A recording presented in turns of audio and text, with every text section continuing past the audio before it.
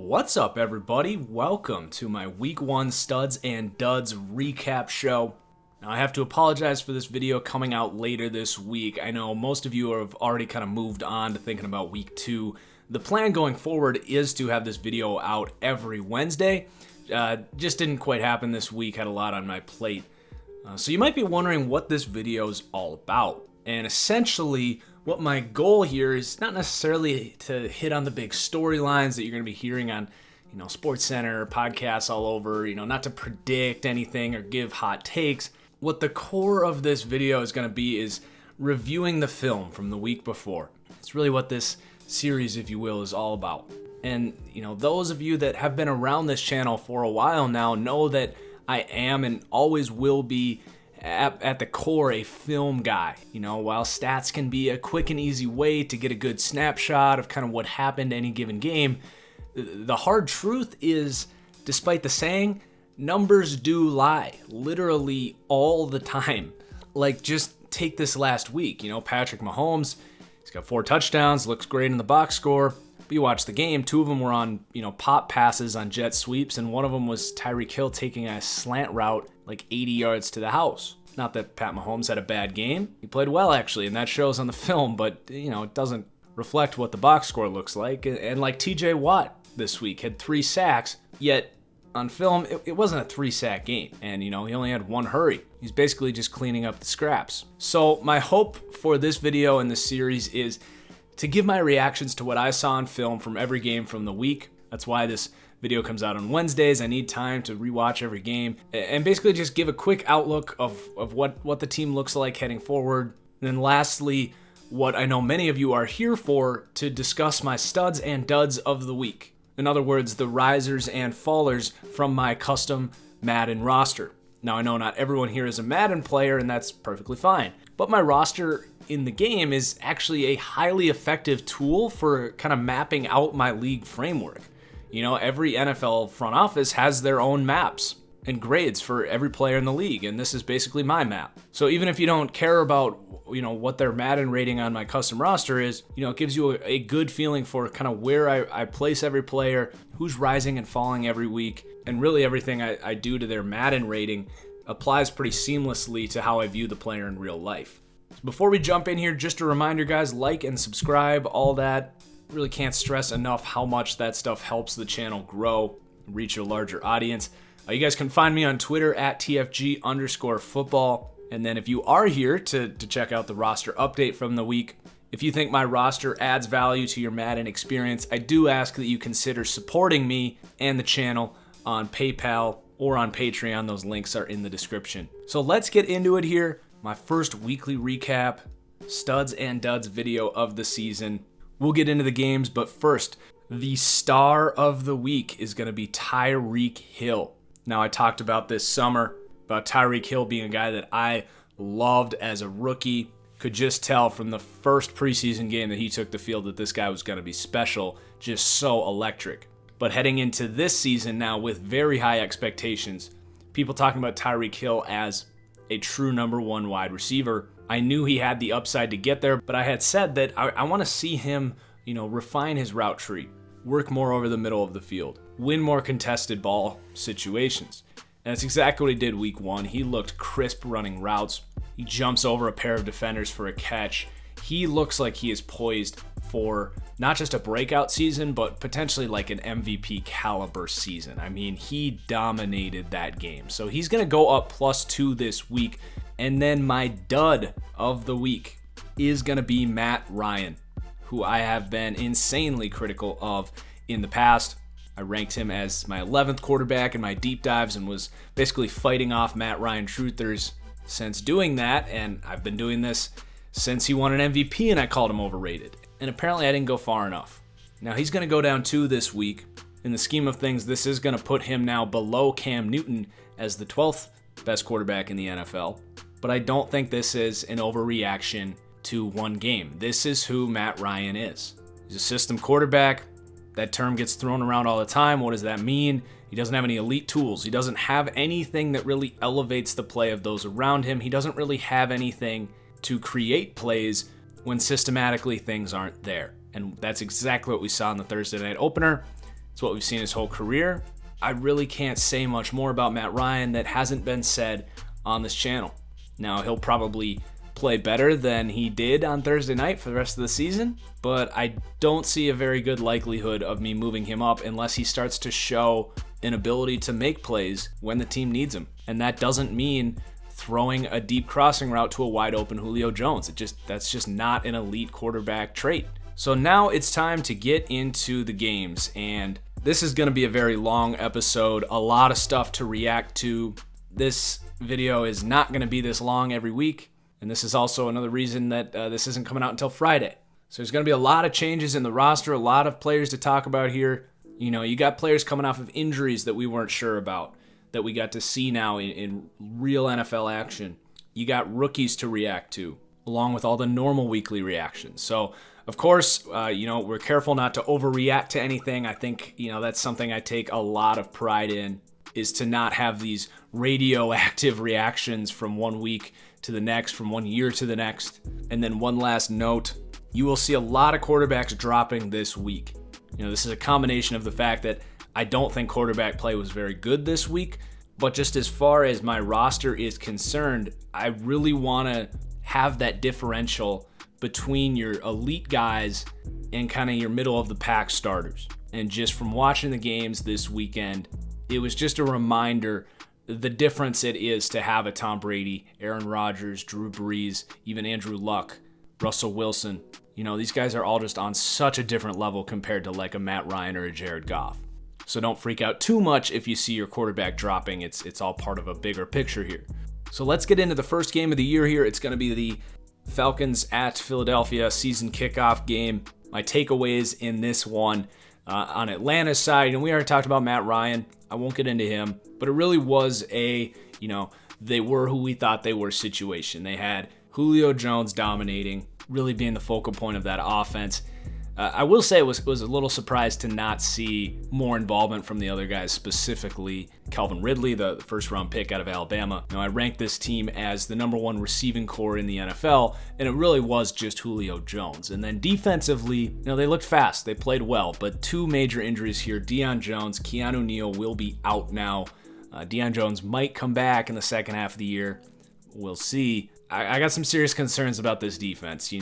Those were two pivotal pieces on this defense. Definitely the two pieces they could not afford to lose, and they lost both of them. I think the coverage unit is going to drop off a lot over the middle of the field, and we're going to see it firsthand this week. How do they handle Christian McCaffrey this week without those two? So I think Atlanta is in serious danger of missing out on the playoffs. The NFC is just loaded, and they're now going to really rely on Matt Ryan to make some things happen. And we'll see if he keeps proving me right as the season goes on.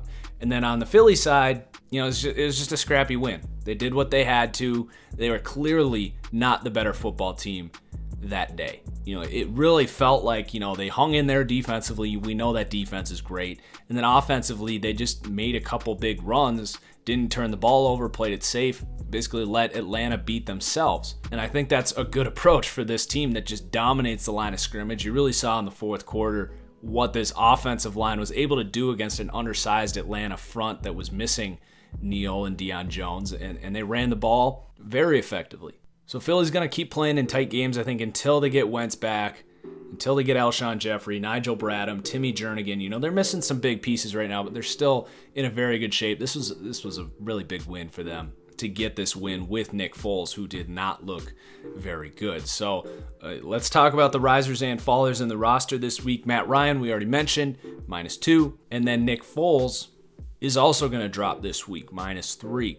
The Super Bowl MVP buzz hype, it's kind of died off. And Nick Foles looks like a backup quarterback yet again. Now, he's a high-end backup. He can even make some plays when you need it. But from a play-to-play basis, just not very consistent, not very accurate, doesn't throw with a ton of anticipation. So, he's fine. So let's move on to the next game, Pittsburgh at Cleveland here. Really, really sloppy game, but a lot of things to take away in this one. Number one, I think it's important to react but not overreact to what happened with Big Ben and this Steelers offense. Some people are like, oh my God, Big Ben is done. He can't throw the football. No, Big Ben has looked, at least something like this basically almost feels like every time he plays on the road, outside, in poor conditions. Now, it's more concerning because this is early in the year, and he did not look good throwing the football. I do think he's regressing. I've been saying that, but he's still a very good quarterback. He's going to bounce back this week at home against Kansas City in much better weather conditions, hopefully. And then also this team was without Le'Veon Bell. That is a game where having Le'Veon Bell in that rainy condition would have been huge. Now, James Conner played well, and we'll talk about him in just a sec. But you're kidding yourselves if you don't think that's a massive drop-off in terms of dictating what you want to do offensively. I thought the Steelers' defense did play pretty well, but it was against the Browns' offense that I do not hold with very high regard. So we'll see how they hold up against a much better Kansas City offense. It's night and day. And then you go to the Browns' side, really nothing you can take away offensively. Tyrod Taylor is not really a quarterback I trust in a rainy game, just already isn't that good of a vertical thrower of the football, and you're basically just going to eliminate that element completely in those conditions. The offensive line definitely had some problems. I have no idea what they're doing on the left side of the line. They're starting an undrafted rookie at left tackle right now. They were playing around with Joel Bitonio at left tackle, and I thought he actually looked pretty good in the preseason. So they're starting Desmond Harrison, and then they've got their second-round pick, Austin Corbett. Is he not healthy? What's going on there? Why can't you figure out a combination of those two guys on the left side? Corbett played tackle in college, and Bitonio looked pretty good doing it. Desmond Harrison looked miserable at left tackle.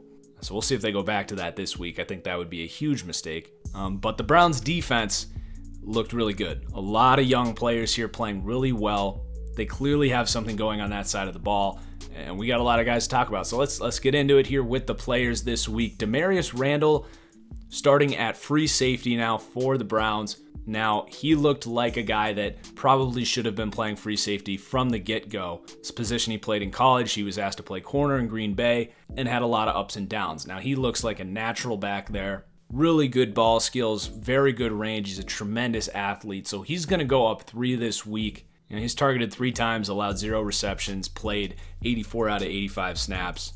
He's a guy that could definitely continue to rise, as with really all these young players throughout this video. Again, we're not going to overreact to a single week. It's a marathon, not a sprint, so to speak. And then Denzel Ward, also in that secondary. Now, he's going to go up +2 from 78 to an 80. You come out in your first NFL game, and you look more than competent covering Antonio Brown. Top 5 pick. He seems like he's going to be legit. He could seriously finish the year as one of the 10 best corners in the league already. He just has that type of ceiling. He's got another tough matchup this week down in New Orleans against Drew Brees, Michael Thomas. And if he looks good again down there, man, look out. And then we got Jannard Avery, an under-the-radar guy who looked outstanding in the preseason. Now, he's kind of an outside linebacker, undersized edge hybrid here. Really good pass rusher, though. Kind of a leverage rusher with that shorter size, but a really versatile player who's done nothing but wreck offenses throughout the preseason and now in week 1. So he's going to go up +2. I'd expect he's going to keep rising if he keeps playing well. And then Myles Garrett looked like everything we've been waiting for. He is healthy and dominant. So +1 this week. And then Larry Ogunjobi, the interior guy, rookie last year, really emerged in the second half of last year, plays 80 out of 85 snaps, which is incredible for a defensive tackle. Usually you're either in there the whole game like that because you're a star or you're part of a rotation. And they clearly see Ogunjobi as a star on this defense, so a player really emerging there. So a good week for Madden players who like the Browns. As far as the Steelers are concerned, Big Ben is going to go down 1 this week. While I think he bounces back, there are concerns there for me. He's going to lose 1 throw power this week. And then we've got James Conner here. Massive game. Now, he already got a little love in the preseason from me. You could just kind of tell about week 2 that he looks spry and ready to kind of break out. That's exactly what he did week 1. Now, he's not Le'Veon Bell, but clearly a guy that can be a starting running back in this league. And then John Bostic played really well, especially in coverage, something he's struggled at in the past, veteran linebacker, but he's going to get a little love this week, as well as Sean Davis, who has had a very poor start to his career, a high draft pick, freak athlete guy, seems to be getting a little more comfortable, now playing as pretty much strictly a free safety. Had a really good week. So a lot going on in that game that had the most risers and fallers on the week. And then we got the 49ers at Minnesota. Now this one basically looked almost exactly like I expected. Minnesota's defense looking outstanding. Jimmy Garoppolo moving the ball very well, but was overwhelmed at times just because of basically how outmatched his team was. But I was actually really impressed with Jimmy Garoppolo on film in this one. Decisive, big-time throws, creating opportunities, throwing receivers open. Now, basically 2 slant routes that he overthrows. One results in a pick, one results in an incompletion in the red zone. It's a lot of points on the board. And then you've got a fumble on the goal line for Alfred Morris. You know, the 49ers very well could have won this game without a few mistakes there, which would totally change the narrative for these two teams. Now, I think that's much more credit to the Niners being underrated than in any way saying the Vikings are overrated. I just kind of wanted to point that out. A lot of you guys think I hate the Vikings, but needless to say, Jimmy needs to rein in those errant throws. You can't have those. Other than those, I thought he looked outstanding. I mean, that touchdown he threw to Dante Pettis was just remarkable. Eluding pressure, rolling left, throwing off his back foot, about to get hit, and to place that ball downfield where he did, just incredible. So risers and fallers this week, starting with the 49ers. Fred Warner, 3rd-round pick out of BYU. This guy was everywhere. I think he is poised for a breakout season. I mean, he's going to get to play with Reuben Foster, who did not play in this game. I mean, you pair that type of athleticism with a guy who's out there shooting gaps, playing well in coverage, and playing, comfortable with instincts in his debut. In that environment, very, very impressive. And then George Kittle. The dude is just emerging as a Travis Kelce type of player. He looked fast. He's running routes all across the field. Short, intermediate, deep. We know he blocks. He looked like an integral part of this offense and a guy that is just poised for a breakout season. And then on the Vikings side of the ball, Dalvin Cook, he's going to go up 1. Coming off that injury, just looked really good. Just reminding us that he's elusive, can catch, run between the tackles, outside the tackles. He looked like a great weapon. And then a couple pieces on this offensive line, just some guys that we weren't really sure if they were starting, where they were playing, but they were in there and played it, all right. I do think this offensive line is going to be a weakness for the Vikings. But Tom Compton at left guard, he's going to go up 2. And then Rashad Hill at right tackle looked like a serviceable starting caliber-ish right tackle. We'll see how he holds up as the season goes on. Now we've got the Bengals at the Colts, and we now have the added benefit of seeing that the Bengals are a legitimate football team. They won last night. They beat a good Ravens team. Now, no rise for Andy Dalton in week 1. I did think Andy Dalton looked pretty freaking good in this game. You put him in an indoor stadium, looks just like Matt Ryan. So he might get some love next week. We'll see. But what really stood out to me in this game, and it was prevalent last night as well, was the defense for the Bengals. I thought it was underrated before the season started, but they've just got guys popping up left and right making plays. So we'll talk about those guys in just a second. On the Colts side, the big thing here is Andrew Luck was fantastic in this game. And I think he's only going to continue to improve and heat up as he gets more comfortable playing football again. But, the arm strength did not seem to have dropped off at all. He's still uber athletic. He's got everything you could ask for in an elite NFL quarterback. And just like we saw in that game, when you have Andrew Luck, you're never out of the game. And you can beat anyone. The rest of this team didn't play that great. But they were driving late in the fourth quarter with a chance to win the game. And unfortunately for the Colts, Jack Doyle loses a fumble, game over. But Luck definitely had this Bengals defense on their heels at the end of that game. So I think the Colts should be happy with the results, even though they did get a loss. I think they're very much going to contend in this AFC South this year. So the studs and duds from this game, we got Joe Mixon going up +1. I'm a big Joe Mixon believer, as are most people. I mean, you can just tell he's kind of got it all as a running back. So he's going to go up 1 this week. Nick Vigil, a linebacker who's really struggled, has gotten some decent playing time in the last year or two, but played outstanding, was all over the field against the Colts. So he goes up 2 this week. With Burfict out, Vigil kind of emerging as the linebacker this team needs right now. And then you got Clayton Fedgedelum. Now, he was kind of flushed into a starting role after Sean Williams was ejected for his hit on Andrew Luck, and we kind of had him pegged as a good backup safety, a guy that can play in a pinch, and that's exactly what he did. He actually forces the fumble on Jack Doyle to win this game, but looked really good in coverage throughout the entire game, and actually getting a +2 speed boost this week because he looked pretty damn fast returning that fumble for a touchdown. And then the other safety, Jesse Bates, and I can already tell you, I haven't rewatched the game or anything from last night, but he's going to go up again in week 2 because he looked fantastic. And I had him as the best center fielding safety in this class, and it shows. He's got range, great instincts, all the athleticism you could ever want at the position, and this is a tough position to find right now, are these true center fielder safety types. Most of the defensive backs coming out of college, with the way that systems work at that level, you're either getting outside corners or kind of nickel defenders. It's rare to find these Earl Thomas prototype players. I'm not saying he's Earl Thomas yet, but he's in that same breath at least. I think right now he's pretty comparable to the other free safety we saw on the other side of the field, Malik Hooker, who's a great player as well. So keep an eye on Jesse Bates this year. And then Ryan Glasgow on the interior. Came on strong at the end of last year, continuing that momentum, getting +1 this week. And then just one riser for the Colts. They kind of looked like I expected they would. But Danico Autry, it's an underrated interior defensive line. Autry a part of that. He deserved a little boost this week. Moving on, Buffalo at Baltimore. Tough game to watch. The Bills are just terrible offensively. We'll see how they look with my guy Josh Allen out there this week. I feel bad for him, man. It's going to be really hard for him to succeed in this situation.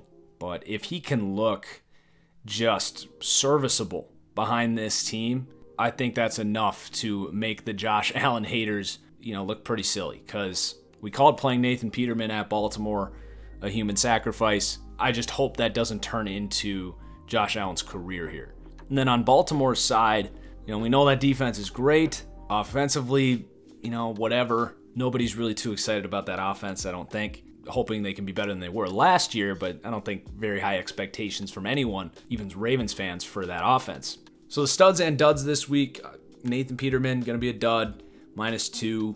Just not very accurate. Looks like a quarterback who would probably be panicky in a good situation, and then you put him in this situation, and the guy just doesn't have a chance. And that's really my only takeaway from Buffalo. Hard to evaluate a defense that's constantly on the field, being asked to do so much. We'll see how they look at home this week against the Chargers offense. But obviously 47 points, not a great outing for the defense, even though a lot of that is the offense's fault. And then for the Ravens, this running back situation is getting interesting. And Collins looked pretty good last night, but in this week 1 game, you had a snap breakdown of 22 snaps for Kenneth Dixon, 30 for Javorius Allen, and 27 for Alex Collins. So Kenneth Dixon's going to go up 1, Buck Allen up 1. This could be turning into kind of a 3-headed monster approach, even though Alex Collins did a lot to kind of recapture that job in week 2. And then Marlon Humphrey had an outstanding game in this one against Buffalo, so he's going to go up 1.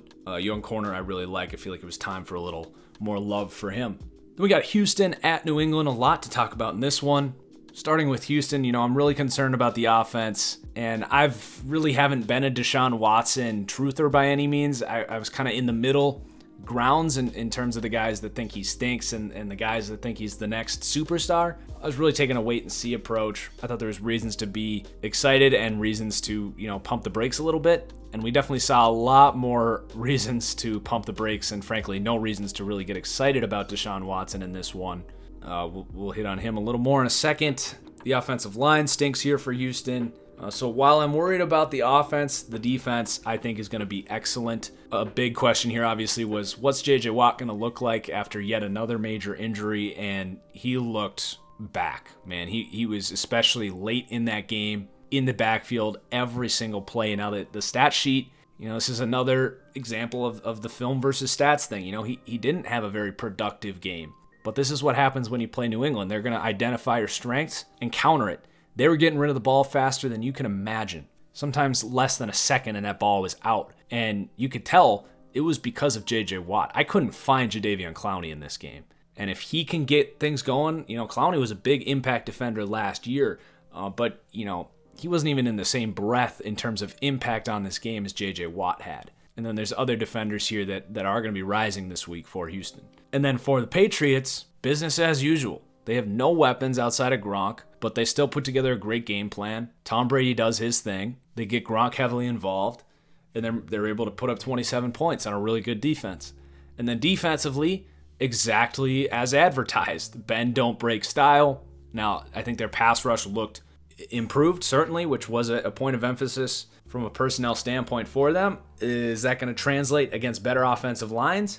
I don't think so. I still think they have below average personnel on that D-line as far as the pass rush is concerned. But just disciplined defense, the emergence of Jawan Bentley as a leader on this team. The secondary was really good. The Patriots, I think, were exactly who we thought they were this week. So let's get into the studs and duds. One of the duds is going to be Deshaun Watson, and I'm worried, man. He was not running very much. He was standing flat-footed in the pocket, was not sensing a lot of pressure.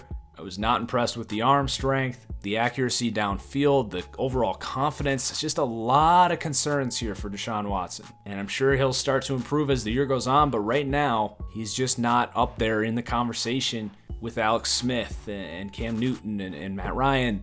He's much closer to Dak Prescott, Ryan Tannehill, just some of these, less consistent quarterbacks. And then rising for Houston is going to be J.J. Watt, up 2 this week. We had to lower him because of the injury concerns, but he's getting a lot of that physical ability back in game, among other things. So, he looked back to me. And then Justin Reed.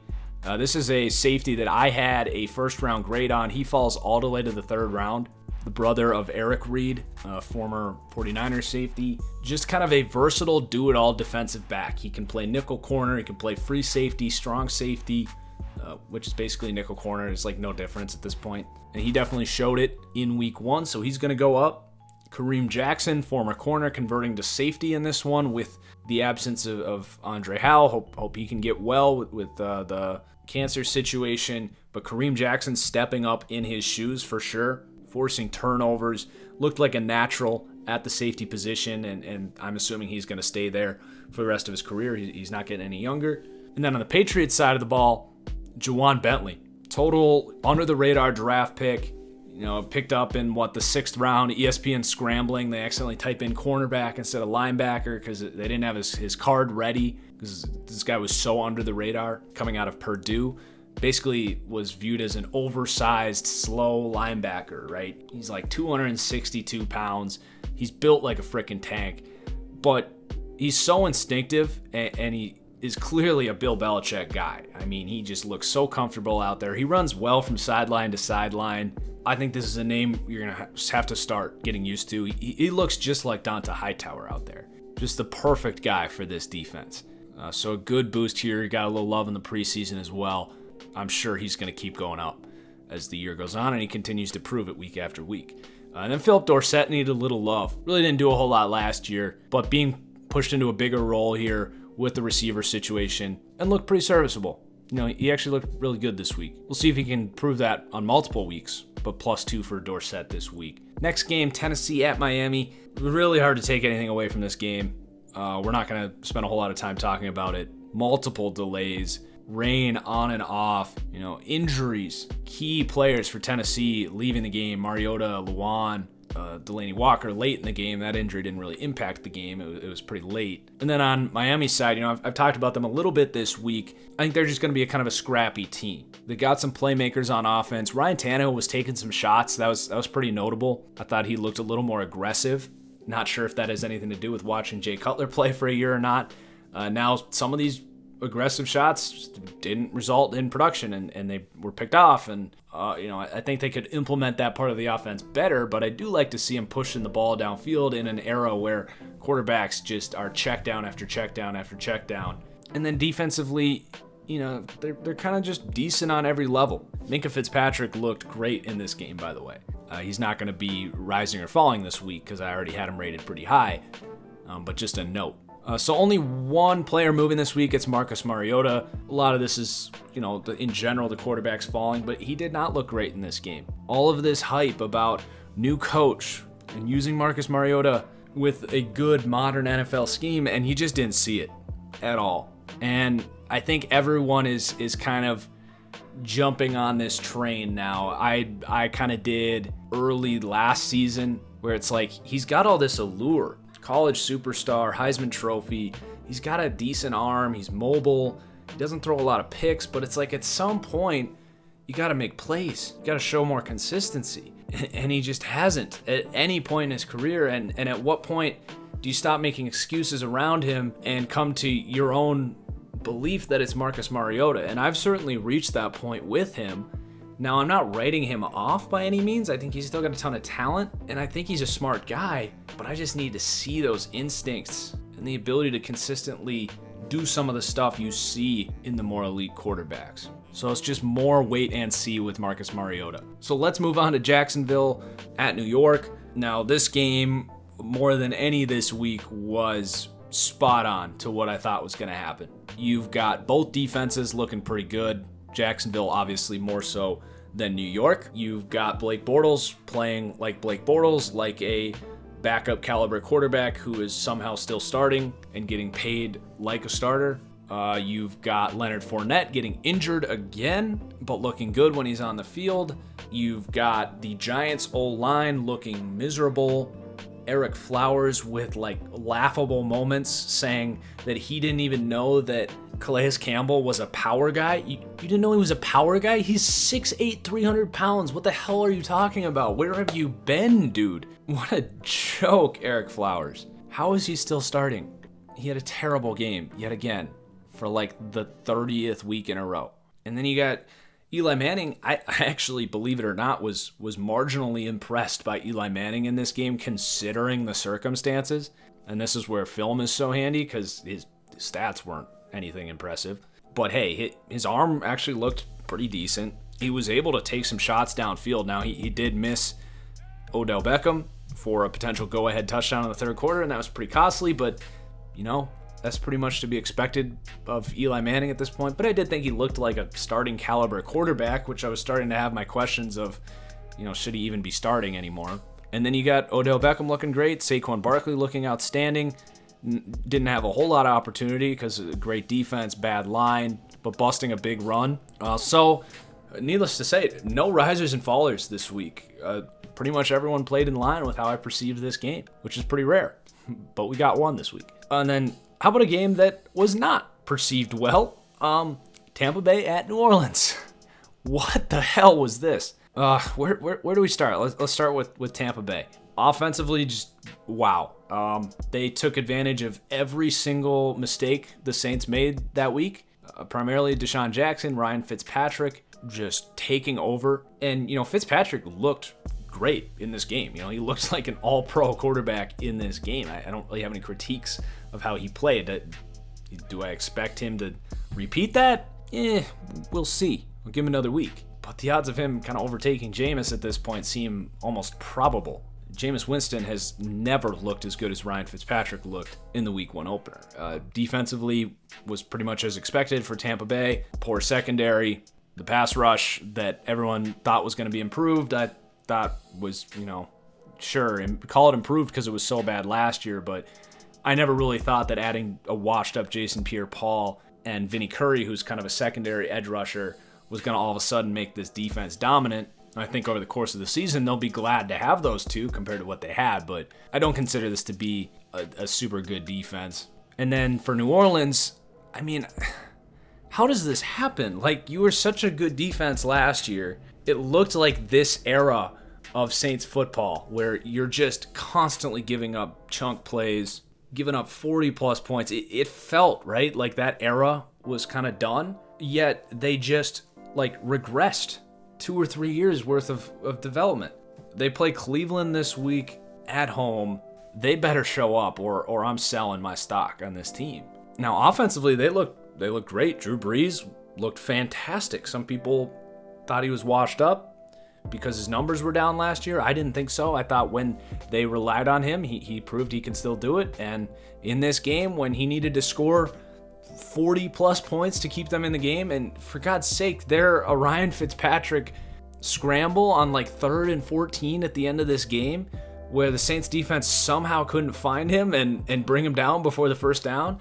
They're that play away from having Drew Brees in a 2-minute drill situation to go down and tie this game up like 49-49, which it speaks volumes to the Saints offense. So taking a wait and see approach, not overreacting too much to this one this week.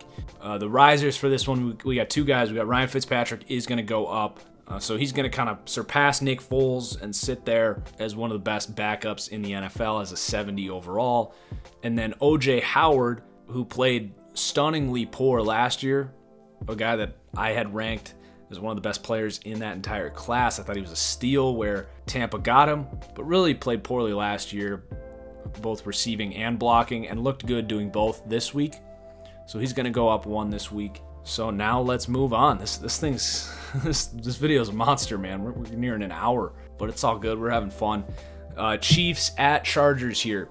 Really fun game to watch. You know, we already talked about Tyreek Hill. This Chiefs offense looks fantastic. Defensively, you know, both of their starting safeties were out in this game, but you definitely have some concerns defensively. And then for the Chargers, it's just more of the same for them.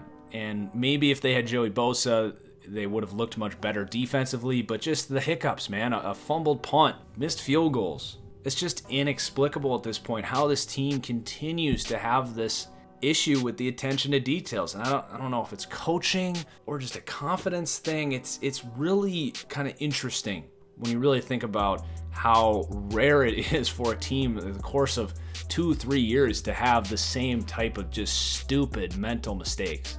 That said, I'm not writing the Chargers off. They still have a ton of talent. At some point, they're going to get Joey Bosa back, who's their best player. And frankly, if they didn't fumble that punt late in this game, I thought they had a ton of momentum at that point. This thing definitely could have gone differently. The Chiefs could not stop the Chargers in this game.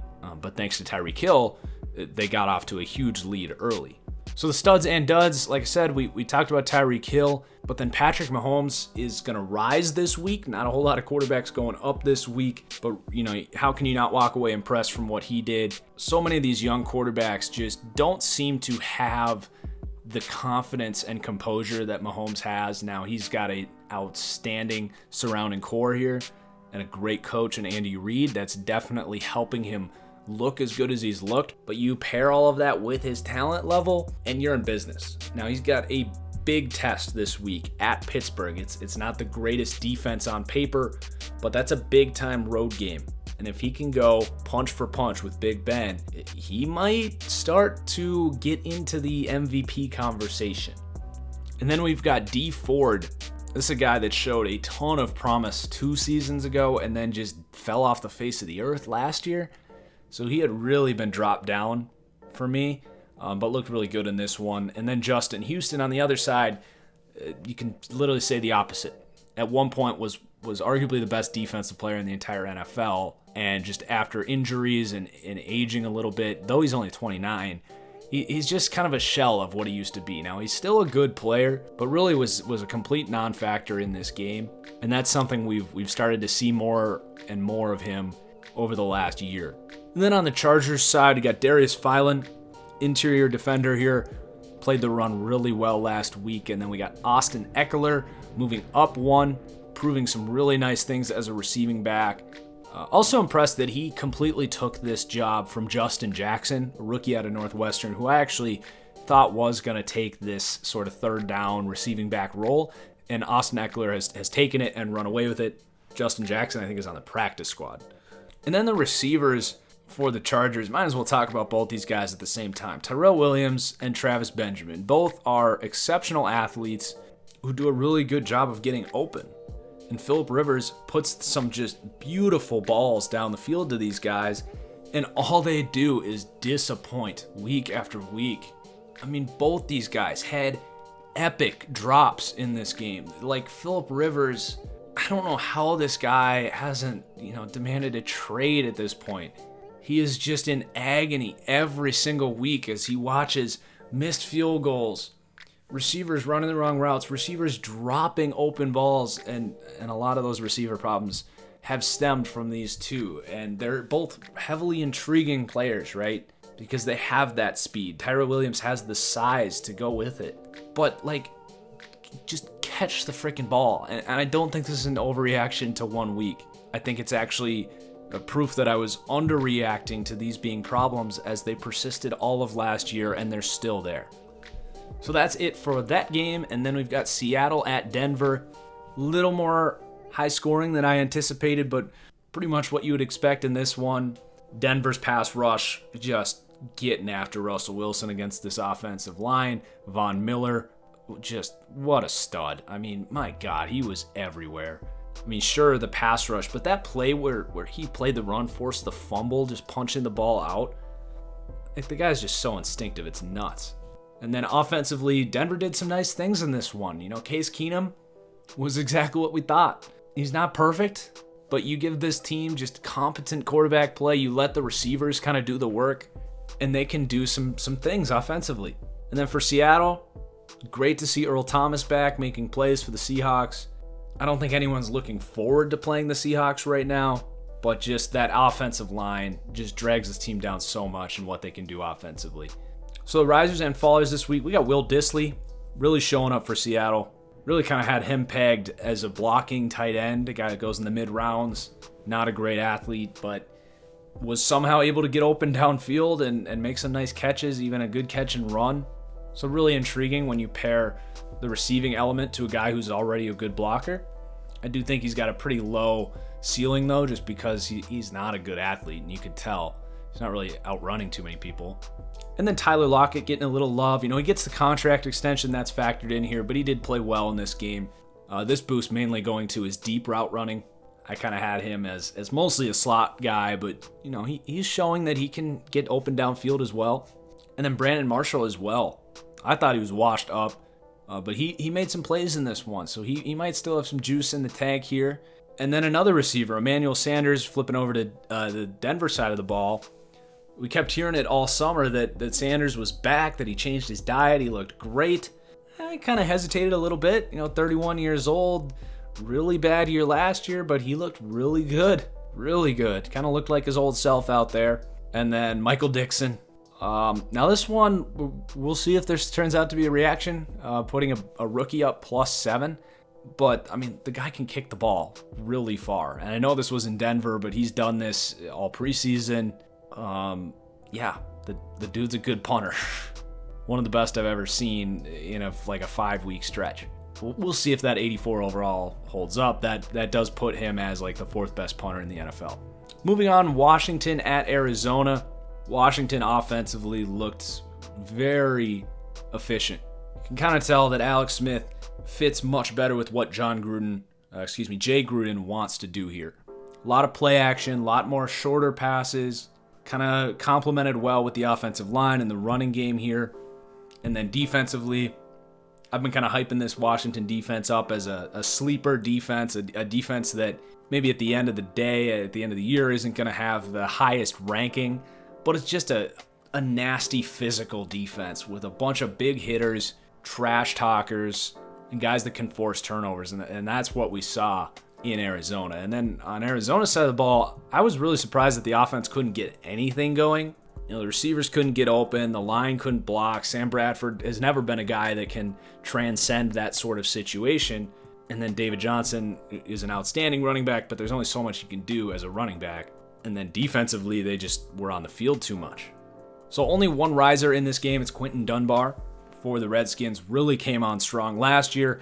Changed his number from that stupid 47 to a 23, so you actually think he's a cornerback. And he's playing at a high level. Definitely a mid to late career emergence here for Quinton Dunbar, who was a college receiver. Now we've got the Dallas at Carolina game. This one looked pretty similar to how I expected, but Dallas's offense was much worse than I had expected. I was starting to buy into Dak a little bit after being really hard on him when everyone was in on Dak after his rookie year. I'd kind of started to go the other way. I thought he was a pretty good game manager, a guy that was going to be able to distribute the ball pretty well this year and kind of get all these pieces involved. And that is the opposite of what happened. I mean, this offense just stunk it up this week. Really no creativity at all. Granted, they're playing a good Carolina defense. But I thought this Dallas defense was going to look pretty good this week just against a questionable Carolina line. I think the secondary is a little underrated. And then on Carolina's side of the ball, just playing good defense at home, getting enough plays from Cam Newton, Really just not a ton of surprises in this one. So rising for Dallas, actually, a lot of things going on in the secondary. So Byron Jones playing every snap at corner and playing really well. I wasn't entirely sure, if he was going to start, how well he would play if he did start, converting from safety to corner, which is his natural position. And he looked really good. He could definitely continue to rise, but he's going to go up 3 this week. And then Anthony Brown was the starting nickel guy here. So he's going to go up 2 this week. He played pretty well. But really just to kind of see him getting that starting role, primarily ahead of Jordan Lewis, is what's interesting to me. Because I thought Jordan Lewis was kind of pegged to be the starting nickel corner in this group, or an outside corner. I thought he had a really good rookie year, a good player in college. I'm not sure what's going on here. He didn't play in this game. Is he injured? I was looking it up. I couldn't find any injury reports for him. So I actually still have Jordan Lewis ranked pretty high here, higher than both Byron Jones and Anthony Brown. Give it another week or two, but I would expect if he's not playing over these guys, we can't rank him over him. And then the last guy here is Dak. He's going to come down just like a lot of quarterbacks are this week. This is going to put him tied with Andy Dalton, Jared Goff. I think he's kind of in that range. But his stock is definitely falling. And is he the future of the Dallas Cowboys? When his contract's, at $500,000 a year or whatever he's making right now, it's a great value. But when you got to pay the guy $25 million, I don't think he's worth that. So we'll see what happens. Like, does he become a trade target next year? Does he leave in free agency? It could get interesting unless he can turn this offense around. And now we've got the comeback game, Chicago at Green Bay. Now, despite how epic this game was, not a ton of surprises from a personnel standpoint. For Chicago, I've kind of pegged this offense as an offense that's going to have its moments, but a lot of question marks about Mitch Trubisky. Those question marks have not gone anywhere after seeing them this week. And then defensively, they looked great, just like we kind of expected. And then for the Packers, we know this offense is going to run through Aaron Rodgers. We know he's the best quarterback in football, and he proved it yet again on one leg. And then defensively, the secondary looked much improved like we expected. We'll see how they do this week against the Vikings, against some better receivers, better quarterback. But Josh Jackson, Jair Alexander, 2 of the highest rated players in this game from PFF. I thought Tramon Williams looks great back there. The 3 additions that this team had in the offseason definitely improving that secondary. So just one player moving this week, and it's going to be Clay Matthews, who had a very bad game. And, he played a lot better last year after the questions of if he's washed up started to arise. And now those questions are back.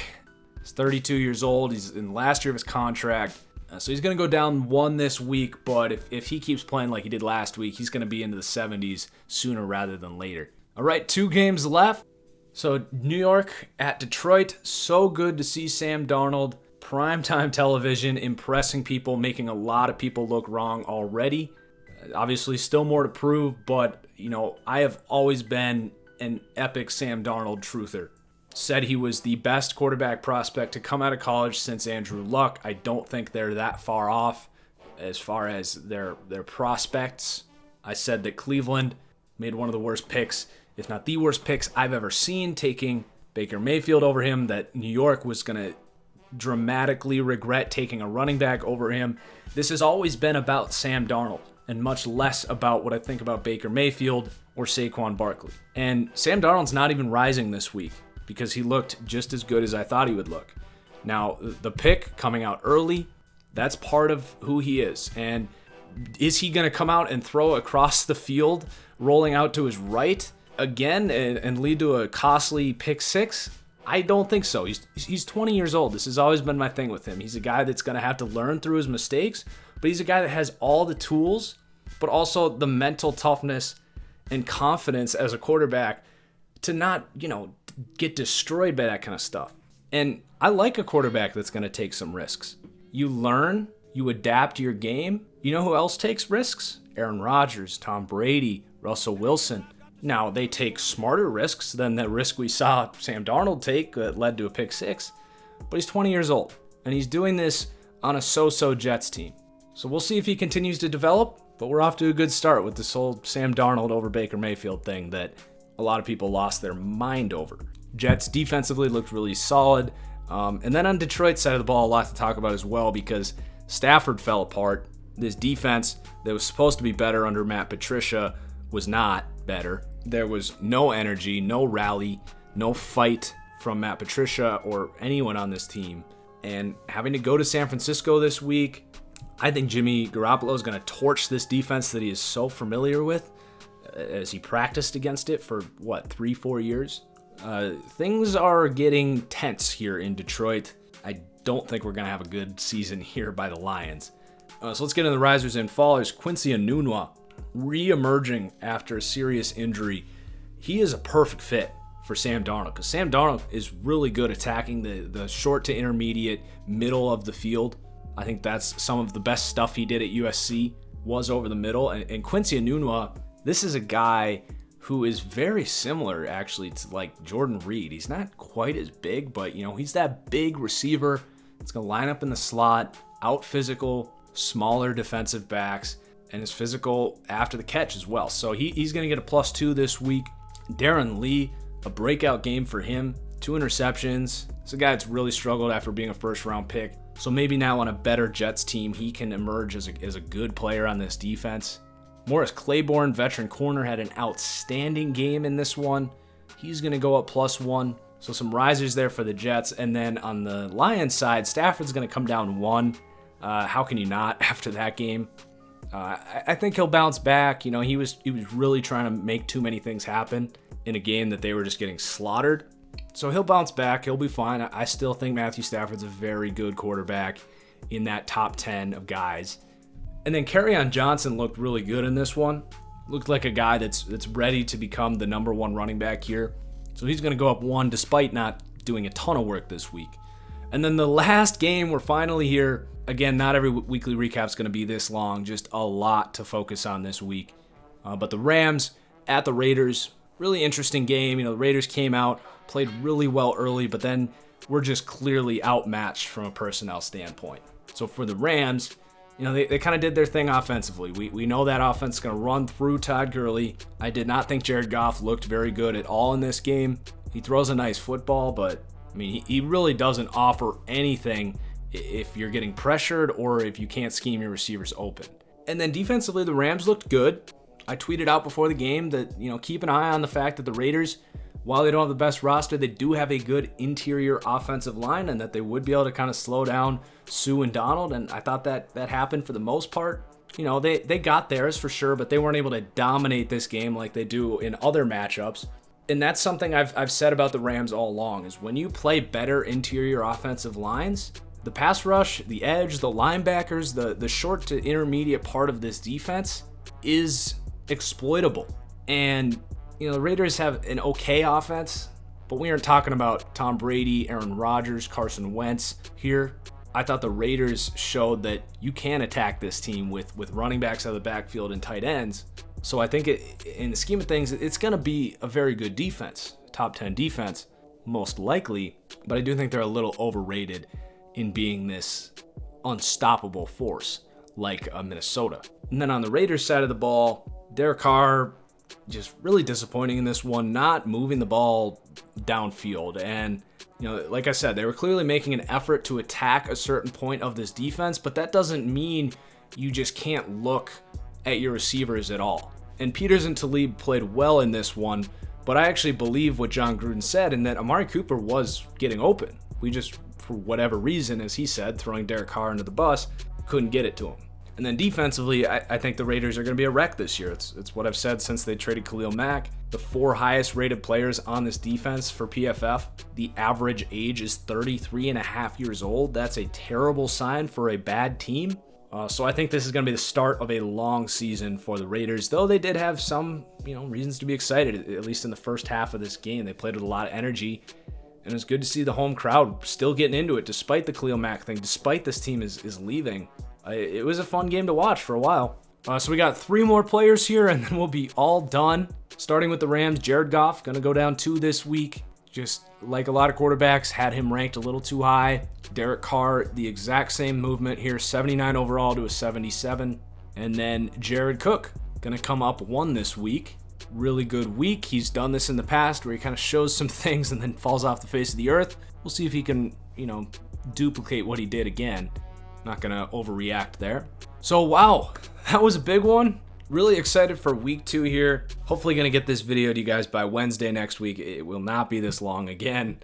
And then also, just because of time restraints, I didn't include a lot of film here. Ideally, I'll be showing a lot more of these plays that I'm talking about here. As far as week 1 is concerned, you're just going to have to take my word for it. I'm not going to have time to chop up and edit in those clips. It's a pretty timely process, but obviously that would be ideal. So if you stuck out that whole thing, you better hit that like button because you clearly enjoyed it. It helps me out more than you'll know. Follow me on Twitter, guys, at TFG_football to get my reactions over the weekend. And just have a good weekend watching football in general, guys. So cheers, and we'll see you next time.